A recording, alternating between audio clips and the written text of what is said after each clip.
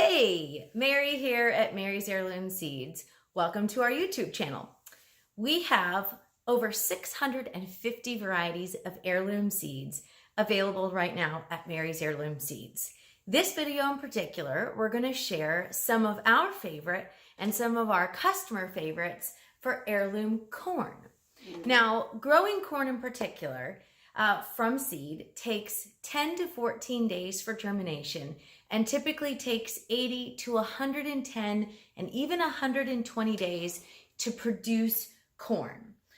You have 6 different types of corn, and that includes Flint, flour, Dent, pop, sweet, and waxy.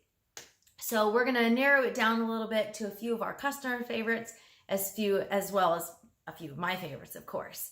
Now, Flint corn is typically used to make cornmeal and also fed for livestock. Flour corn, of course, is usually made into corn flour to make tortillas or chips.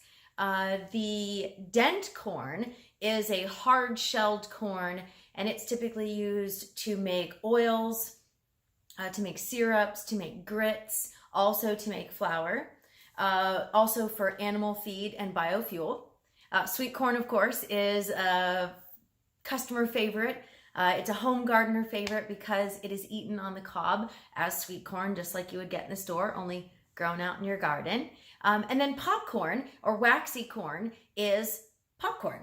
It's a different type than your sweet corn because it typically has a much lower moisture content. So it's not something you would use for corn on the cob. Trust me, I've tried it. It doesn't work that well. So to grow from seed, you need to make sure that you've got plenty of time. So that means, again, if it's 110 days, you're gonna have to count back for your frost date. But what you should do is plant it within 2 weeks of your last frost date for your area. If you're not sure, look up your frost dates specifically for your growing area, and you'll see where and when you need to plant. If you want a faster maturing variety, I'm going to mention that throughout the video. And then corn is a heavy feeder. So you're going to want to make sure that your garden beds or the area that you're planting has plenty of organic matter added to it, and that you also fertilize regularly throughout the growing cycle, depending on what you're growing and where you're growing. If you're not sure, you can always do a soil test of your garden beds and see if your garden bed, if your soil is lacking any types of nutrients that corn will need. So let's get started. First, I'm going to share with you strawberry popcorn. Now, this doesn't taste like strawberry, but it grows very small, 2 to 3 inch red ears, and it looks kind of like a strawberry, right? And grown here, this is right still on the ear, and you still have that dark husk. Now, one thing about harvesting corn is popcorn is harvested when it's drier, whereas sweet corn is harvested when your husk here is still nice and green and fresh. So keep that in mind as you're growing. You're gonna want your dried corn, the husk to be a little more dry when you're ready to harvest, and your sweet corn, you're gonna have to keep an eye on it because you don't want it to get this dry because it won't taste very good once you're ready to harvest. So strawberry popcorn is about 100 days. As I mentioned, it's 2 to 3 inch long ears that kind of remind us of a strawberry, right? And the stalks grow about 5 to 6 feet tall.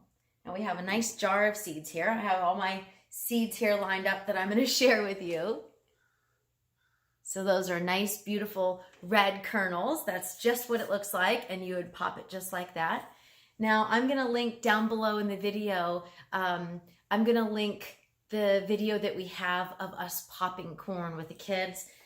They just absolutely loved popping corn, and it was especially exciting knowing that I had grown it in my own garden.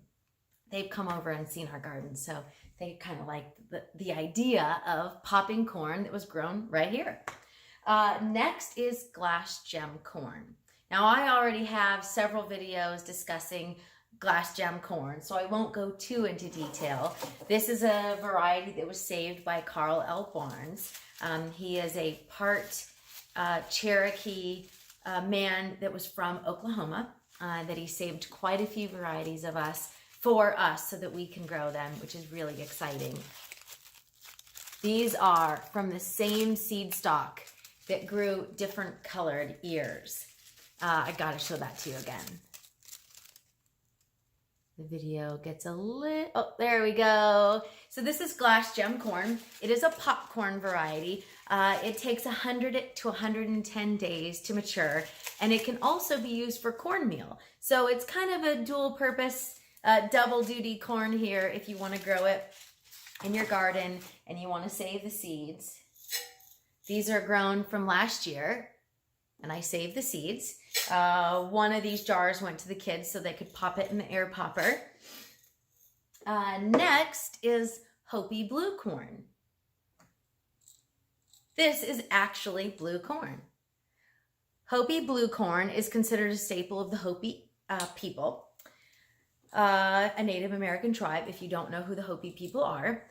This can be eaten as a sweet corn if you harvest it young, or it can be used dried to make flour. It has a higher protein content than some of the other corn varieties, which makes it pretty fun variety, but also a healthy variety to grow. If you want to make your own blue corn tortillas, the Hopi blue corn is a fantastic option. They grow about 7 inches long, the actual ear does. And dried, they make a great decoration. So if you're planting your garden for next year, the Hopi blue corn is a great option for you. Again, if you want to make your own flour as well and you like something fun, blue is a great option. Next we have painted mountain corn. Again, this is another one that produces multiple colors. It is 110 days also, and it is extremely drought and cold tolerant. So if you have a shorter growing if you have a shorter growing season and you have a little bit of cold, this one can tolerate much more cold than some of the other varieties, and drought. So if you're like us in Southern California and you want something that's going to be a little more drought tolerant, the painted mountain might be a great option for you. This also produces ears that are about 7 inches long, and it's a great option for cornmeal. So again, if you want a fun, colorful variety, the painted mountain is also a good one. Now, this is another one similar to the Hopi blue that can be eaten young if you try it early and you don't let it dry as much on the stalk as you would if you were going to dry it. You can try and eat it in what they call the milk stage or the milky stage. So that's when it still has more moisture than some of the other dried varieties that you're seeing here on the table. Let's see, what do we have now? We have Country Gentleman Sweet Corn. Now this one does not do that well in shorter season climates. So you're going to want to make sure you have plenty of time to grow the Country Gentleman Sweet Corn. Now, different than some of the other sweet corns you might see, it's called a show peg. It has zigzagged corn kernels all over the ear. So it is not a uniform variety like some of the others that you might see, or some of the others that you buy in the grocery store. This is not one that is typically available in the grocery store. This can be traced back into the 1800s to the Connecticut River Valley. So this is an old heirloom variety. All of these varieties are open pollinated and heirloom varieties. So you can save your seeds for next year. We'll talk about cross-pollination at the end of the video, but I have mentioned cross-pollination in the past. Because corn is wind pollinated, that's a whole nother topic of a video, but we'll just stick to this for now. The Country Gentleman Sweet Corn grows about more than 5 feet tall, probably closer to 7 feet tall. So it is a big variety, and it does produce long, approximately 3 ears per stalk. So you're going to want to give it plenty of space. Country Gentleman, again, if you have a long variety, if you have a long season, this is a good variety for you. Sometimes I get a little distracted by what's outside. Now we have the Stowell's Evergreen Sweet Corn. They look very similar, right? This one is a little more, these are all in line. Rather than the show peg, which is all over the place, these are very lined, very straight. The Stowell's Evergreen Sweet Corn is 80 to 100 days, depending on how long you want to grow it and how large you want to grow it. This has been a gardener's favorite for a very long time. It was named after Nathan Stowell, who found this corn and grew it and cultivated it for us to be able to share with you. This can be traced back to the 1800s as well. These stalks grow 8 to 10 feet tall, so you're going to need plenty of space. And the ears are about 16 to 18 ears per corn. So you've got a nice big corn. It's about 8 to 10 inches long. So this is the more common sweet corn found in the grocery store and found, you know, in old-fashioned home gardens. So if you want a really good producing, strong and sturdy sweet corn, the Stowell's Evergreen is a really good one. And now another exciting, very colorful variety. This is called Blue Claridge Dent corn. This is also another 110 days. It is also known as Ohio Blue Claridge. It comes from the Appalachian Mountains in the early 1800s. So another old variety. The stalk grows 7 to 10 feet tall. And the height, you know, and the health is going to depend on how much organic nutrients and organic matter you have in your soil. I know I mention organic matter in all my videos, but you need healthy soil to grow strong, healthy vegetables. So this is one that would be really good if you've got plenty of space and you have somewhat cool area. Ohio, as we know, has a shorter growing season than, say, California. So this would be a shorter growing variety if you are in an area that has a short growing season. So this is a good one. The last one is a little more of a rare variety. It's not available everywhere. This is called Floriani Red Flint Corn. So it is a Flint variety. It's about 110 days. And this is a kind of a rare variety from Italy. It was brought over to the US, I believe, in the 1800s or the late 1800s. It's fantastic for cornmeal.